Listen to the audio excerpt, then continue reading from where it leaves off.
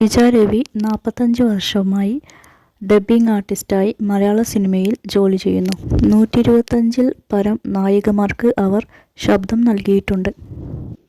നയൻതാര, കാവ്യ മാധവൻ, ശാലിനി തുടങ്ങിയവരൊക്കെ അതിൽ പെടുന്നു. കുട്ടികൾക്കായിട്ടും ഡബ്ബ് ചെയ്തിട്ടുണ്ട്. ഈ സിനിമാ മേഖലയിലും അവർ ഡബ്ബ് ചെയ്തിട്ടുണ്ട്. അവരുടെ ഭർത്താവ് രവി ഗായകനും ഡബ്ബിംഗ് ആർട്ടിസ്റ്റുമാണ്. ഭർത്താവ് തന്നെ അഭിനന്ദിക്കാറുണ്ടെന്നും അവർ പറയുന്നു. അഭിനയ മേഖലയിലും അവർ സജീവമായിട്ടുണ്ട്. 2000-ഓളം ചിത്രങ്ങൾ ചെയ്തിട്ടുണ്ട്. അവരുടെ മകൾ രവീണ രവിയും ഡബ്ബിംഗ് ആർട്ടിസ്റ്റ്. ശ്രീജ രവിക്ക് തമിഴ്നാട് സംസ്ഥാന പുരസ്കാരം ലഭിച്ചിട്ടുണ്ട്. രവീണ രവിയും അഭിനയ രംഗത്തേക്ക് വന്നിട്ടുണ്ട്. 50 വർഷത്തിൻ്റെ പരിചയ സമ്പത്തുണ്ട് അവർക്ക് ഡബ്ബിംഗ് മേഖലയിൽ. എൻ്റെ കരിയറിൻ്റെ ആദ്യകാലത്ത് വളരെ പ്രതിസന്ധികൾ ഉണ്ടായിട്ടുണ്ടെന്നും അവർ പറയുന്നു. പ്രതിസന്ധികളെ തരണം ചെയ്താണ് മുന്നോട്ട് വന്നതെന്നും ഈയൊരു ഇപ്പോഴത്തെ അവസ്ഥയിൽ എത്തിയതെന്നും അവർ പറയുന്നു. സീനിയർ ആർട്ടിസ്റ്റുകളിൽ നിന്നും കുത്തുവാക്കുകൾ കേൾക്കേണ്ടി വന്നിട്ടുള്ള സാഹചര്യം ഉണ്ടായിട്ടുണ്ടെന്നും അവർ പറയുന്നു.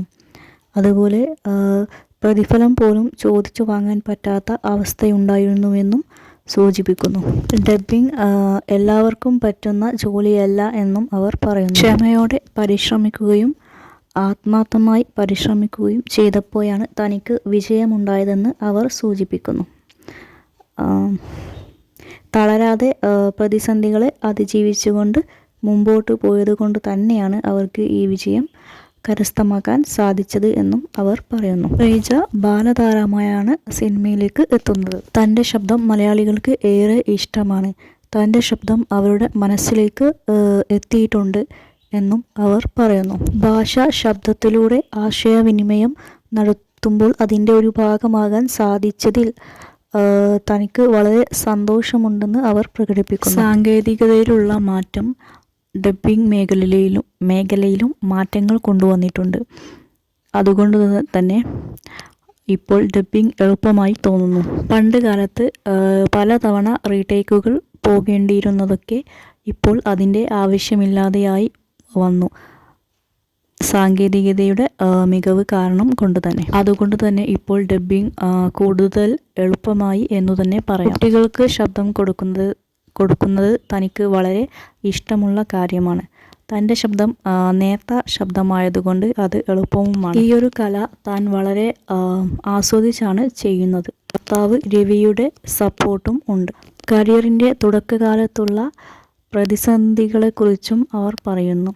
ആ സമയത്തൊക്കെ ബുദ്ധിമുട്ടുകൾ അനുഭവിച്ചെങ്കിലും ഇപ്പോൾ അതൊക്കെ അതിജീവിച്ചു വന്നതിൻ്റെ സന്തോഷം അവരുടെ മുഖത്ത് കാണാൻ പറ്റുന്നുണ്ട്.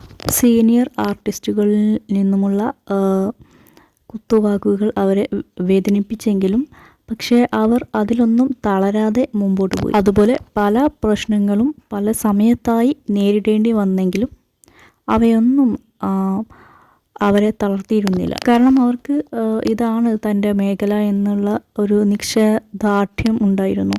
അതുകൊണ്ട് തന്നെ അവർ മുന്നോട്ട് പോയിക്കൊണ്ടേയിരുന്നു. ഈ ഒരു നീണ്ട യാത്ര 50 വർഷം കഴിഞ്ഞു എന്ന് പറയുമ്പോൾ തന്നെ അത് എത്രത്തോളം അവർ അതിജീവിച്ചു വന്നു എന്നുള്ള വാസ്തവം വ്യക്തമാണ്. ഒരു മേഖലയിൽ ഇത്രയും കാലം നിൽക്കണമെങ്കിൽ തന്നെ കഴിവ് മാത്രം പോരാ, ക്ഷമയും ആത്മസമർപ്പണവും നന്നായിട്ട് വേണം. കഴിവിൻ്റെ കൂടെ ആത്മസമർപ്പണവും ക്ഷമയും ഒക്കെ കൂടി ചേർന്നുകൊണ്ട് ഉപയോഗിച്ചത് കൊണ്ട് തന്നെയാണ് അവർ ഇപ്പോഴും ഈ ഒരു മേഖലയിൽ നിലനിൽക്കുന്നത്. ഇപ്പോഴും തൻ്റെ കഴിവുകൾ പ്രകടിപ്പിക്കാൻ കഴിയുന്നത്.